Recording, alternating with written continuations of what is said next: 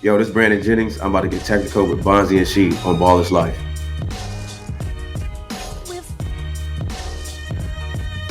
Yo, yes. Hey, look, I'm excited about this show too, right?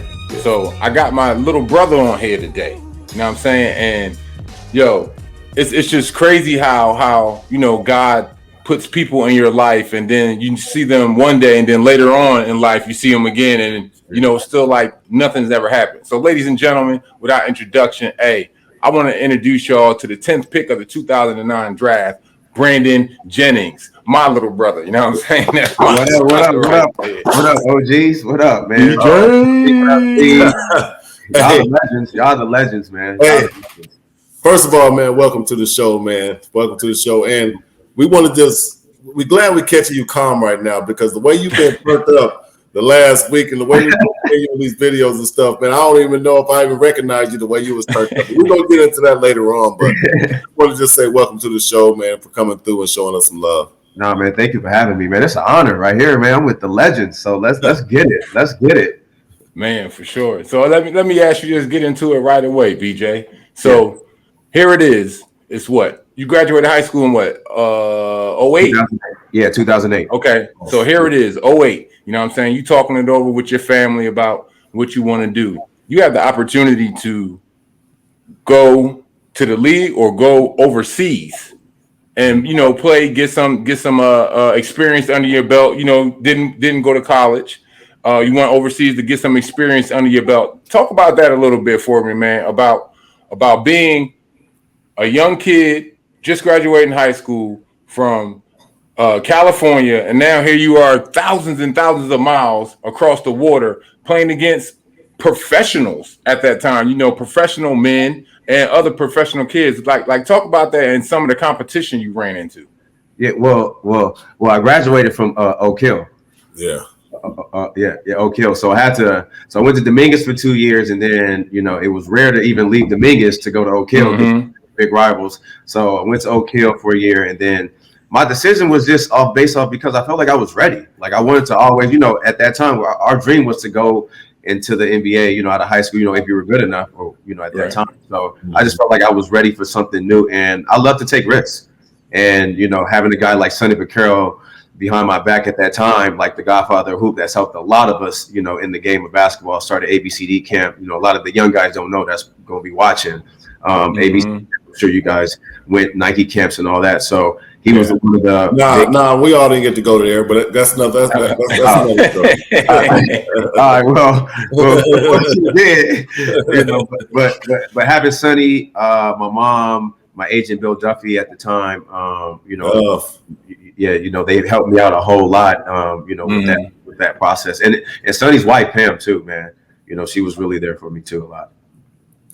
But okay, well, BJ, let's talk about those. So this is 09, 08, 09. When you were having this mindset. So now you fast forward to 2021, because what you did in 09, a lot of people don't even understand what you really did. That you were one of the first ones, if not the first, that said, you know what, I'm not going to go to college. College is not for me, but it's time for me to be a professional. And the NBA actually had that you couldn't go into the league until you were 19. Am I correct, or was it a year out of high school? It was 19. It was a year out of high school, and you had to be 19. Okay, 19. Okay, I didn't remember if it was both or just one. So when you went overseas to make the decision to go overseas, like, hey, I feel like I'm a pro, so I'm gonna just go over here and play. That's kind of rolling the dice. If you might I add, that's kind of rolling the dice. Did you feel like after you had your first season? Because if you look at your numbers in your first season, they probably didn't wow everybody to make them think that you were. No, for sure. So were you nervous going into the process, or did you right before to the draft, or were you confident going into the draft that you were still going to be a lottery pick? I mean, at that time, I took a big risk. So, I had Jay Billis killing me. I had all these, everybody in the NCAA just thrashing me. So, I knew it was a lot on my shoulders, and I was like, if this don't work, if I don't prove that this worked, or whatever happens, then it probably, every kid's gonna have to just go to college. And not saying that was a bad thing to go to college, but shit, we want to get paid, like a lot of us was getting paid in high schools and things like that at that time. So. Yeah, I mean, it was a big risk, but my thing is I worked hard every day though. My numbers didn't show, but the experience that I had playing against grown men, Alan Ray was my first vet that I met over there that went to Villanova. Alan was over there for years, so I played against him. Eric Boykins, I played against him twice, so he was always in my ear talking about things. Travis Best, Travis Best, man, like, and he was giving me game about like being a point guard and what it's going to take to get to the league. So I was always talking to the right people. And Bill Duffy at the time, my agent, he had my own trainer. So every day I was learning the Euro step and all that. So my confidence going into the draft was high because I knew everything coming off the pick and roll and what guys needed to see because I did it the whole year. Yeah. So check this, Bonds, crazy thing, right? So back in 09, right? Okay. 08, 09. So here I am overseas. So it's myself. This back when I was married, myself, my ex-wife, we over there, we in the airport, just on this long ass flight. So we waiting at baggage claim forever for our bags, right? So boom, get our bags and we starting to walk out. Who do I see? I see Sonny Vaccaro. I'm like, oh, what's up, Sonny? With Sonny being, one of the sneaker wizards that he is for both Nike and Adidas. I was like, hey, what's up, Sonny? And, we shot the breeze for a second. Then he was like, hey, he said, you see this kid right here? He's like, you remember this name. This kid's going to be big in the NBA in a couple of years. I'm like, all right, what's his name? He said his name is Brandon Jennings. He said, remember that name, Sheed. I'm telling you, Brandon Jennings. And I'm like, all right, bet. So then, boom, here it is. Like about, a year or two later. And then, I'm just sitting at home chilling. You know how you flip through the games and everything. And then, boom, he's playing in Milwaukee. I said, oh, shit. I said, hey, babe, come here. I said, this is the young boy that Sonny said, right? And then I was like, I was geeked for you. And then also having to have the chance to, be one of your coaches in Detroit when you and I were out there together, man, that was a blessing, dog, and that to get to know you even more, and for you to be the type of person that you are, to get to know the type of person that you are and your family and everything, man. I'm just humbled by it, and I was real happy for you, bro. I'm real happy for the career that you had. You going out there busting cats' ass, everything, and you transitioned over.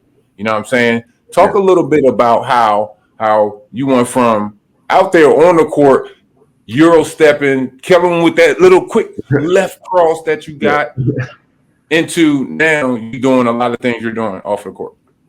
Well, first, man, I'm honored, man, just coming from a legend like a champion yourself, and the talks that we had when we was in Detroit, man, just everything that you helped me with, like, mentally, just outside of basketball, what I'm saying, talking about doing things with my money and, pursuing other things.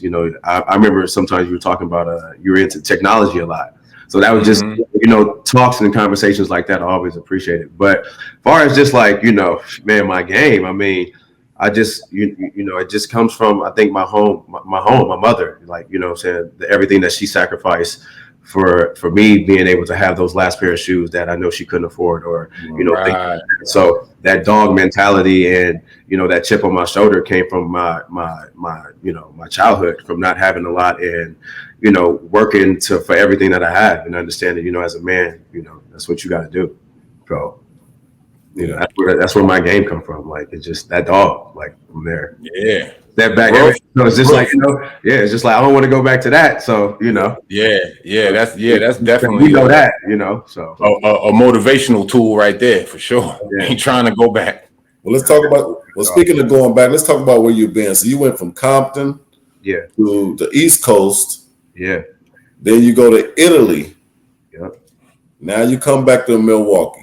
Let's talk about that relationship in Milwaukee, because what I love to see, and Rasheed, we've seen with some guys where they have such a great relationship post basketball with an organization because of what you've done while you was there. I love to see that you was such a part of everything they was doing out there. Let's talk about from the moment that you got into Milwaukee and just the relationship that you've had throughout these years. Yeah, man, Milwaukee drafted me. Skip Robinson, Dan Smeechek to the front office, a lot of guys. They were just always good to me. I was young. I was 19. Yeah, trying to figure it out. When we're young, we're just trying to figure it out, trying to play basketball. So, they treated me like family, and I had some great years in Milwaukee. I can't front. And sometimes in business, when things aren't on the up and up, changes have to come.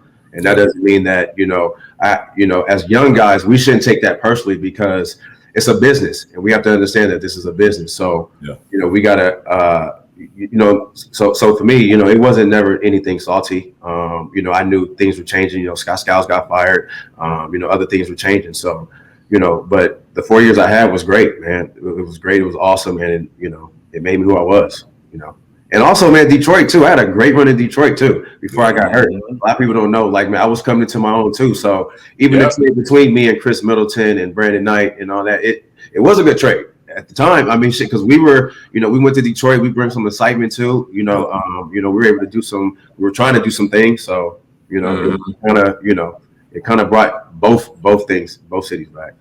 And I want y'all young fellas out there to hear what he said, that this game of basketball, once you get to that NBA level, it's a business. You can't take it personal. Y'all heard him. It's a business. Don't take it personal. Yeah. So here you are. You in the league now, right? So just 2 years ago, you're watching NBA Sundays and Thursdays on TNT and all that. And you see some of your idols out there going at it. So fast forward 2 years now, you're going against those same guys. How did you feel? What did you feel like inside? Were you excited? Were you nervous? Were you like, oh, I'm gonna bust his ass tonight? Were you like, damn, I hope he don't chop me up? What was in your mind, dog? I was nervous, but I was also ready too at the same time. Like I was just ready for whatever. Like I just felt like I set the whole year in Italy. And now have a chance to go against Gilbert Arenas, Chauncey Billups, Mike Bibby, Steve Nash, Jason Kidd. Some dogs. That's a stellar crew you just named. You was seasoned, boy. You was some seasoned meat, boy. Yeah, Darren Williams, CP3, Devin Harris, a bunch of guys every night. So I was just ready, man. I was just ready, and I didn't care. I was just like, I'm, come back from Italy. I know this game, but my confidence was high because I already played against older, professionals. So my confidence was always high. It was just, a little nervous, you're a rookie. I'm starting, I'm a rookie starting in the NBA. It's like, damn, all right, shit, right in the rumble. And I came in talking shit. I was about my teammates, about just everything. I was like, I'm better than that person. So I already had a chip on my shoulder. That's what you don't do. Don't call out nobody. Don't call out nobody. So. Well, you had a hell of a chip. Let's talk about that chip on your shoulder you had against that boy you had fit that double nickel against. Now let's talk us through that game.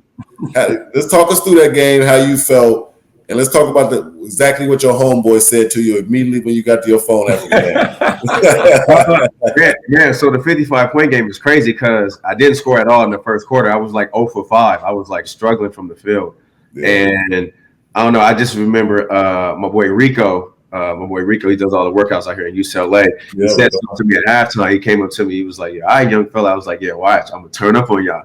And then I ended up going for 35 in the third, and then we ended up winning the game in I think overtime or regulation or something like that. But after that, I went to Jennings the next day, and Scott Skiles was like, "Yeah, come in my office the next day." It was it was nothing. But I had a beer with Kurt Thomas after. He was like, "Yo, young fella, come here." KT. Right? Yeah, so he was like, and it just all for the youngins too, man. You got to have bets like this, though. Yeah. Thomas told me, he was like, yo, he was in the shower drinking beer. He was like, yo, don't think they love you now.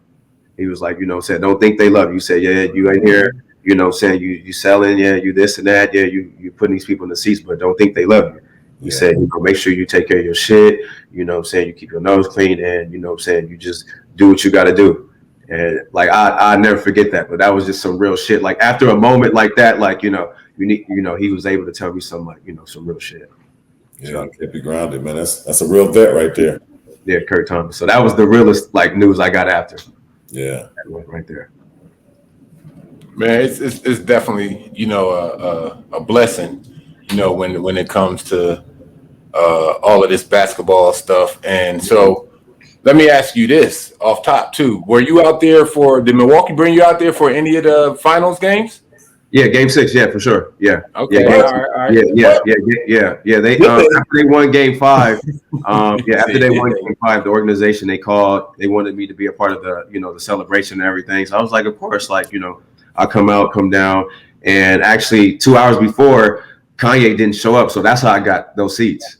Whoa. I was like, hell yeah, let's go. Really? Yeah. So it's supposed to be Kanye season. And I was like, well, shit, taking shots with Dave Chappelle was on. It was lit. So man, it was good time. You were so turned up. But as we was talking about your game, and I will talk about the parade here in a second. But when I used to think about your game, you were so ahead of your time. You're one of those guys I feel like I was born too soon. You was probably born 8 to 10 years early because you was one of the guys that got into your bag for the deep jump shot, which is common now. You know what I mean? Like, and I know you played over in Europe and you might have had a chance to see it, but everybody is doing a combo, step back. And if you watch the league, a lot of these guys are doing some of your snatches that you used to do, and kids don't really understand the snatches they used to do these guys to that jump shot. So, do you feel like that you're seeing some of your game in these NBA players, and how do you feel about the evolution of it? Man, I love the evolution of the game. I mean, I love that, like the score, the everybody shooting threes and guys are shooting deep. And I mean, because it's like, play like, now you got to guard up. Like, it's no more just letting guys come down and walk up the ball. It's like, no, that's a good shot now. Yeah. But have I seen a lot of not really. I mean, not too much. Because like you said, like I'm more old school. So a lot of my game, I took from Kenny Anderson. Yeah. Damn, he was another lefty. Saying Kenny Anderson. So I'm a big like Kenny Anderson fan. So, that was my big like idol coming up. Yeah, Mr. Chibbs, that was my man too. I played with him when I was a young boy. When I first got traded out to Portland, I played with Mr. Chibbs, and he's a great point guard too. He helped me with my pick and roll game. Okay. You know what I'm saying? Coming straight out of school when I was a young boy. Yeah. So yeah, definitely you got some hellified idols there, dog. Yeah. You know what I'm saying? Who do you like in this game today, man? What guards you like out here today? Man, I love Dame. I love Steph. KD, Giannis. I love that boy Luka up in Dallas. Kawhi Leonard, of course. And Bron, and of course, and stuff like that. So yeah. But for the youngest, I like to see Devin Booker come back. I want to see what he's gonna do next year after this. After some defeat. Like I want to see like right. Like who is he gonna become now? Because he's a killer. So, I want to see who is he gonna become now. So let me ask you this. Now some people will say that this is an asterisk championship for the Bucks because there was a lot of injuries, a lot of the key dogs or whatever didn't play. So let's just say hypothetically, if everybody's healthy next year, do you think Milwaukee got a chance of repeating if everybody's healthy? I mean, well, I feel like when you taste the championship, I feel like you always have a chance to repeat. I mean, once you taste you taste this champagne and stuff like that, so you always gonna feel like, shit, we the best. So, of course, Milwaukee should always feel that way. I like Brooklyn. I still like Brooklyn if they're healthy. The Lakers. I mean, you can never count the Lakers out. We got to see what type of moves they make, but also Golden State too, though. Golden State is going to be interesting. Yeah. Man. So they all come back healthy. That's going to be an interesting. If they can get another piece. Because you can never count out. Steph and Clay. So. Yeah. So you kind of mentioned the move the Lakers going to make. I know what move they're trying to make. Cool. Anytime. I'd like to see. I mean, honestly, I would like to see Dame go to Oakland. Go to where? Oakland. Oakland. Go to the Warriors. Go small and put him and Steph in the backcourt. Man, let's figure it out. They better extend that zone, boy. They're gonna be extending that zone to half court. That's fine, but you got to come back and this. Yeah. I mean, I'm just speaking hypothetically there. I wouldn't mind them coming to the East Coast, to right here, in Philly and everything, You're a Philly fan this year? Oh, I'm always a Philly fan. I just told you I was brown bagging last year. You already know why and everything. I had, the same way BJ wear the brown bag over his head during football season for the Raiders. Here we go. I had that on for my Not this year. Not this Don't year. get us started. Don't get us started. Shots fired. Don't get us started on that football. All right, yeah, man, he got the nerve to be a Raiders fan, Bonzi. Man, all right, next. All right. All right. Leave him alone. All right. Hey man, this fool right here. Listen, we argue it's about that time to start arguing for football season. It's we're about a month in. We got about a month to go. Yeah. But hey, let's talk about some of this new age stuff that's going on with this social media. And what you got going on? What you be doing, man? Because a lot of times I kept up with you through some of the social media. You playing in all these different leagues and turning up and stuff. Do you think with the social media and playing ball, is that just the wave now that you got to go turn up in those different tournaments to show people you can hoop in those different leagues? Yeah. I mean, I think real hoopers hoop. Real hoopers hoop anywhere. I mean, I came to North Carolina and hooped in North Carolina. Remember, Rasheed out there. So during the lockdown year, we was hooping in like 7 different cities and stuff like that. And then you create a lot of content also for yourself. So right now, with all that content and stuff for me hooping, I'm doing an NFT with Wallace Life of all my high school state highlights of everything that I've accomplished in high school basketball. So welcome to the family. Yes, sir. Give me a hug, my boy. For sure. So yeah, we're going to do that with Wallace Life, introduce it to the NFT world, the new digital, marketing world, and also we're going to sell physical copies and stuff. So you're actually going to be able to get physical, like exclusive personal items from me. Word. Talk about your apparel. Talk about your clothing. What's Tuff Crowd? So Tuff Crowd is a brand that I started in 2018 when I went to China. I was telling Bonzi earlier, I had went to China for like 3 months, and just living in China, seeing the different how our culture embraces the China and everything like that. That made me just want to come back and start a brand. And I was falling out in love with basketball at that time, so I needed something. I was looking for something like tough, basically just tough, and something like with a dog, and Tuff Crowd, just like what I've been in China, because like Bonzi said, he's been in China, so not knowing no languages, foreign food, different ways of like living and stuff like that, I just felt like it was a tough crowd, so I wanted to bring it back to LA. So I put it on my collar. So the marketing tool behind it was it's on the collar, so you take a selfie. Oh, sweet. Okay. So everybody likes to take selfies and stuff like that. So it was I was like in 2018, it was like the big selfie thing. So I was like, yo, we should. Okay. Yeah. I like that. Hey, how wild is this? He played for the same team that I played for when I went to China in 2009. Yeah. Same city. But see, and what I love about what you just said is like when I went over there in 2009, my mind wasn't open the way his mind was. I wasn't ready to embrace all the opportunities that the Chinese market and the people and everything had to offer. I was just more I was just more or less. I was trying to use China, for lack of better words, to put up stats so I can make it back to the NBA. And like he said, I was almost done with the NBA mentally too. So I wish I was on your same page. So hats off to you, my brother, man. That's a blessing. You thought outside the box, man, and you created your brand. I wish that was something I would have done, but you've been a trendsetter. And you're gonna continue to set trends, man. So blessings on your future endeavors. That's what's up, bro. Nah, thank you, brother. Thank you. I appreciate it. Yeah, for sure. And we definitely gotta get up, BJ, at some point, man. Get back on that pool table. Yeah, man. You gotta come to the house, man. I got Tuff Crowd clothes. I got whatever for y'all, man. I'm definitely gonna see you guys a package for sure. Yeah, for sure, good brother. Definitely. 2 legends, bro. Wow. Yeah, we appreciate it. We'll definitely show love on the show, man. We'll definitely support anything you have, man. That's what we do. We definitely support each other. That's just all the way with us NBA players support. Hey, man, where can the people find you at, man? On the gram, Twitter? Where can people find you at? Yeah, so we can find us on Tuff, TUFF_crowd on the Instagram, and then our website is tuffcrowd.com, TUFFcrowd.com.